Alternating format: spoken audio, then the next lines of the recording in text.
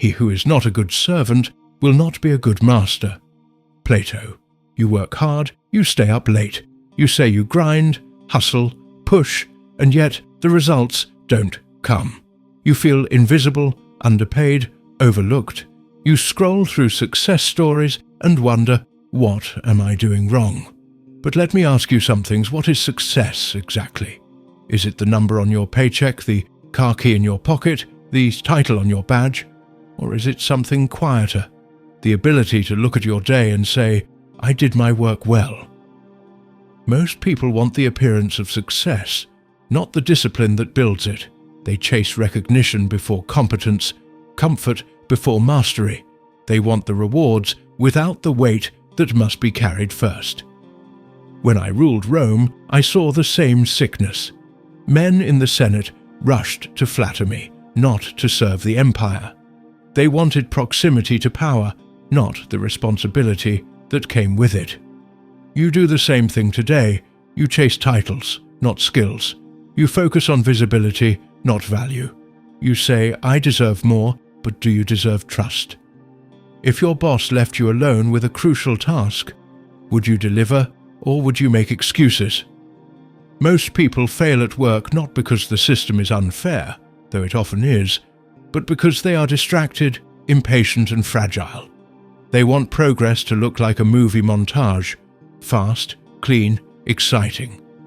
But in truth, progress is repetitive, boring, invisible. It's saying no to distraction every day.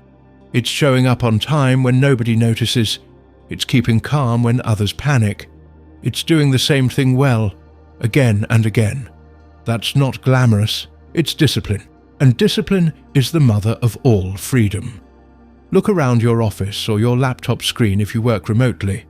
Everyone's busy. Endless meetings, messages, dashboards, updates. But few are effective. You fill your day with movement because stillness feels like failure. You confuse activity with progress, multitasking with importance.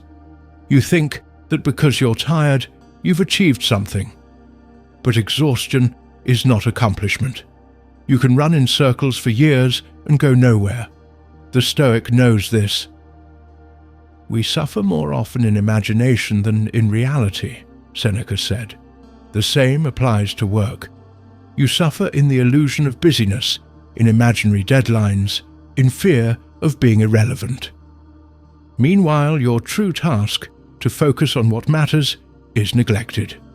You check your email every 10 minutes. You attend calls that produce nothing. You say yes to everyone because you fear being disliked. You drown in noise and then complain there's no time to think. You don't need more hours. You need more clarity. Ask yourself, what is essential? What actually moves the needle? What brings value, not vanity? Everything else, delete it. The hardest truth is that you're not fighting your boss, your co-workers, or the market. You're fighting yourself. You want success, but you also want comfort. You want focus, but you also crave distraction. You want growth, but you fear failure. You are both the sculptor and the block of marble. The work begins when you stop protecting your weaknesses. In Rome, I met generals who spoke of courage, but trembled at politics. Philosophers who wrote about reason, but couldn't control their temper. Men who said, I could do better if I wanted. No, if you could, you would. Excuses are lies dressed as logic. The Stoic path begins when you stop lying to yourself. You're not too tired, you're undisciplined. You're not unlucky, you're unprepared. You're not stuck, you're afraid. Until you name the enemy within, you'll never master the world outside.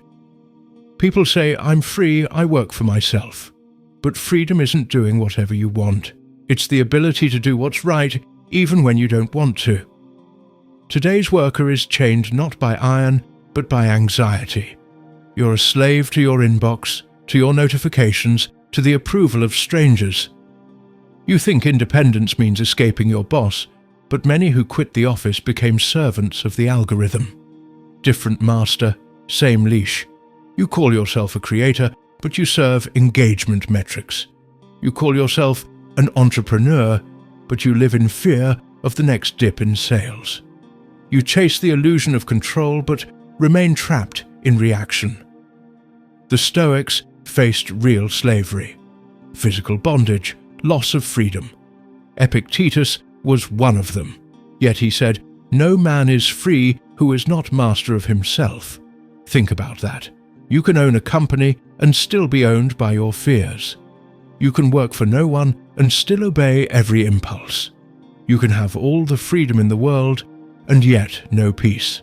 That's not freedom, that's chaos. In ancient Rome, craftsmen worked with devotion. A potter shaped his clay as if every cup were his legacy. A blacksmith struck iron with rhythm, precision, patience. They took pride in the process, not the applause. Today people rush. They cut corners. They chase metrics instead of mastery. You want promotion, not proficiency. You want validation before skill. You want to post your success before you've earned it. But Stoicism teaches excellence is its own reward. If you sweep the floor, sweep it like a king. If you write code, write it with clarity. If you design, build, or serve, do it as if it matters, because it does. Every act, however small, shapes your soul. When you rush your work, you rush your life. When you neglect your craft, you dull your mind. No growth without friction, no mastery without boredom, no success without failure. The modern worker runs from discomfort. You switch jobs the moment you feel bored. You scroll when a task feels heavy. You look for shortcuts, hacks, dopamine hits, but comfort kills potential. You call it burnout, but often it's not exhaustion, it's resistance. Resistance to doing the hard, unglamorous work that actually changes you. I led campaigns in the cold, away from the luxury of Rome. I slept in tents, ate simple bread, wrote thoughts in candlelight while wars raged. And you panic because your Wi-Fi dropped for 10 minutes. The truth is, the mind becomes strong through challenge. Ease makes it soft. Every obstacle is a test of your will. You can complain or you can conquer. The Stoic asks, what can I learn from this pain? The weak ask, how can I escape it? Which one are you? You say, I hate my job, but what you really hate is your reaction to it. The meetings, the chaos, the people, they're not personal. Your mind makes them so.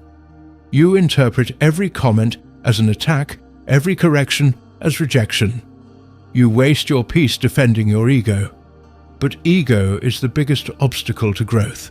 If you can't be corrected, you can't be improved. If you can't take criticism, you'll never reach excellence. Seneca said, no man was ever wise by chance. Wisdom requires humility, the willingness to be wrong, to be taught, to begin again.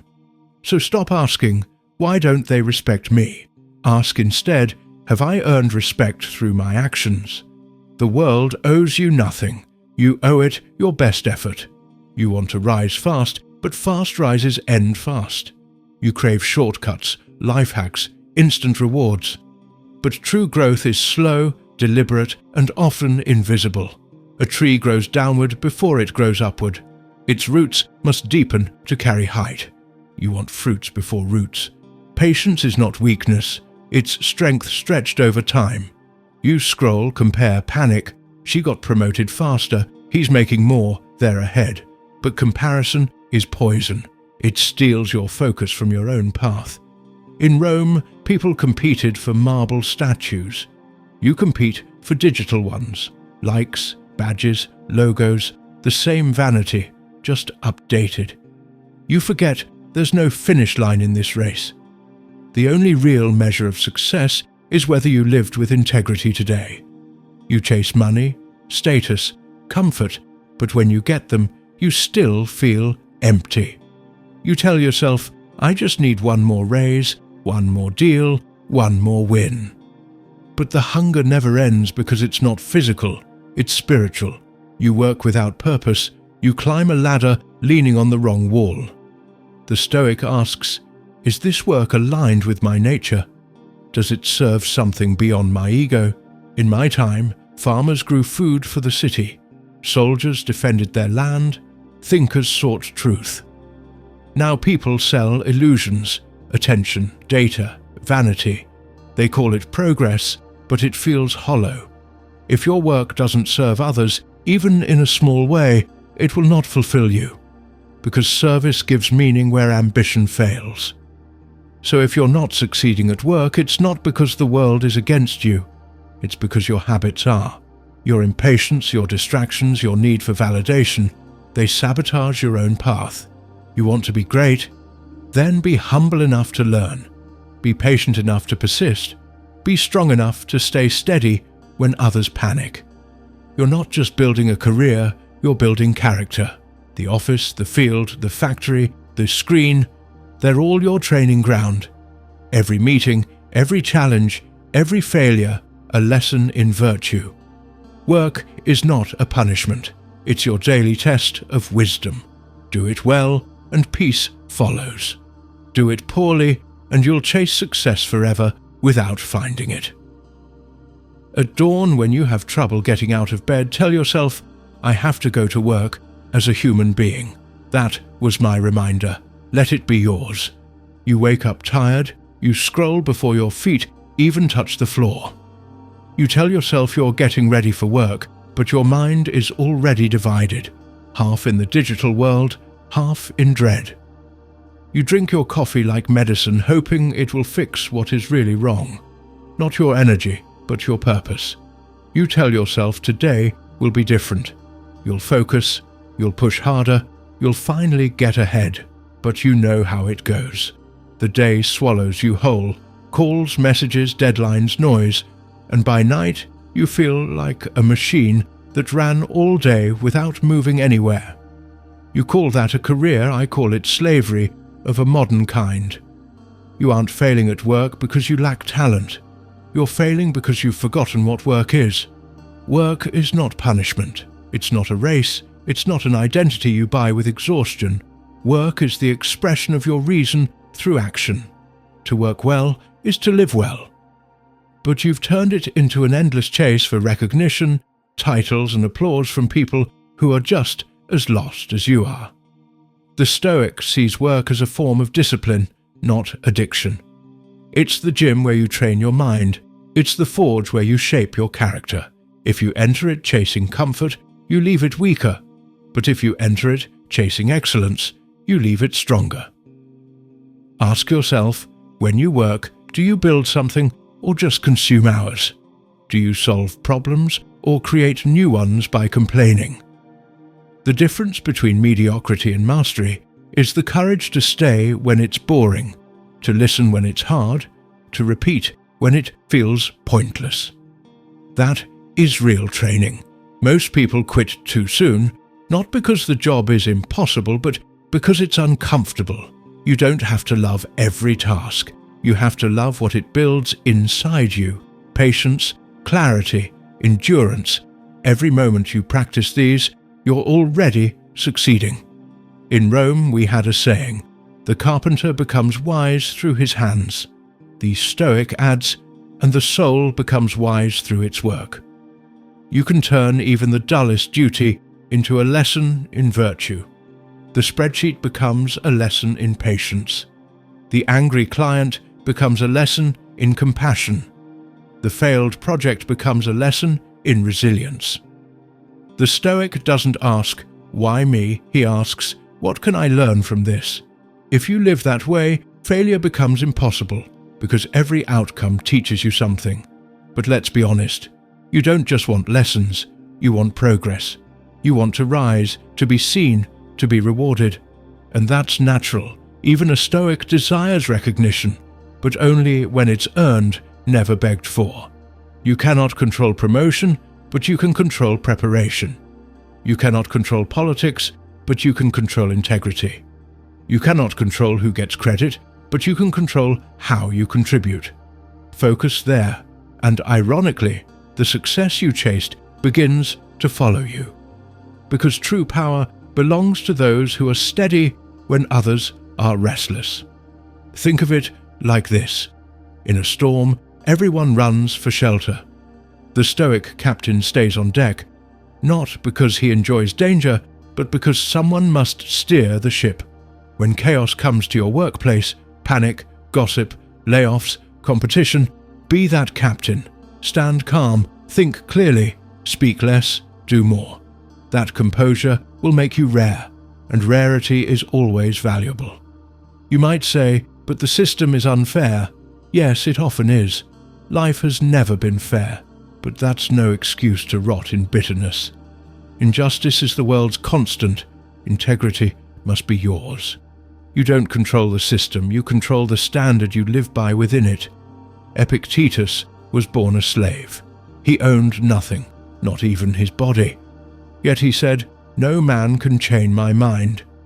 You may not control your workplace, but you control your attitude, your effort, your dignity. That's real power. Stop waiting for fairness. Start acting with excellence despite unfairness. The moment you do, you've already transcended it. Now let's talk about burnout, the modern plague. You think you're tired because of work, but most exhaustion doesn't come from hard work. It comes from inner resistance. You're tired because you waste energy on resentment, comparison, and pretense. You act instead of being. You try to please everyone, to be everywhere, to say yes to everything, and you call that ambition. It's not ambition, it's fear. The Stoic doesn't burn out because he knows what's his and what isn't. He doesn't waste emotion on things he can't control. He doesn't fight every battle, only the ones that matter. Simplify, or you will suffocate. Decide what's essential and let the rest collapse. It's not laziness, it's strategy. Your strength is not infinite, use it wisely. Success doesn't belong to those who do the most. It belongs to those who do what matters most, consistently. You say you're busy, but busyness is often just cowardice. The inability to say no. Learn to say no without guilt, yes without hesitation, and silence without fear. You don't need to explain your focus to anyone. Let your results speak. Remember this. Even I, an emperor, had limits. I could not control floods, famines, conspiracies, or death. Yet I could control how I met each of them, with calmness and justice. You too will face chaos. Don't wait for calm conditions. Create calm within. Then act. Action heals anxiety. The moment you begin doing your duty, worry dissolves. Your work may not change the world, but it can change you, and that's where real success starts. The Stoics had a word, arete, excellence in virtue. To pursue arete means to give your best, even when no one watches, even when the reward is uncertain. That's the kind of success that cannot be taken from you. If your effort is honest, you win. If your mind stays steady, you win. If you live your values at work, truth, courage, fairness, you win. And if you fail while doing that, you still win. Because external failure cannot touch internal victory. Think of every great builder, teacher, creator. They all worked in obscurity before the world noticed. They didn't ask, "When will they see me?" They asked, "How can I serve better?" Do that. Serve your work with respect. Serve your team with fairness. Serve your craft with love. The world eventually bows to those who serve sincerely. But even if it doesn't, so what? The Stoic works not for applause, but for peace of conscience. That peace is priceless. It's the kind of success no one can grant or steal. You wonder why you're not succeeding. Perhaps because you've been chasing the wrong prize. You want status. Life offers meaning. You want control. Life offers challenges. You want ease. Life offers growth. You reject the trade and then complain you got nothing. The truth is simple. Success is not something you get. It's something you become. It's the alignment between your values and your daily actions. When those two meet, your work stops being a burden and becomes your purpose. You don't need a better job. You need a better approach to the one you have. You don't need a mentor. You need self-honesty. You don't need luck. You need discipline. That's the Stoic way. Show up, do the work, expect nothing, appreciate everything. If you do that long enough, recognition finds you, not because you chase it, but because excellence cannot stay hidden forever. And even if it doesn't, you'll still sleep peacefully, knowing you lived with honor. What more could success offer than that? So tomorrow morning when you wake up, don't ask, "How can I succeed?" Ask, "How can I serve?" Don't ask, "What do I deserve?" Ask, "What can I contribute?" Don't ask, "Why don't they see my worth?" Ask, "Do I see it myself?" The world mirrors your state of mind. Be bitter, and life will seem unfair. Be steady, and it will open like a door. You are not powerless, you are undisciplined. Fix that, and you'll see how much strength was always there. Work is the battlefield of the soul. Each day you either surrender to distraction or rise through discipline. Choose to rise. The Stoic doesn't pray for lighter burdens, he prays for stronger shoulders. Grow yours, and then carry your load with grace. That's success. The kind no title, no salary, no applause can surpass. Because it's the kind that makes you unshakable in work and in life.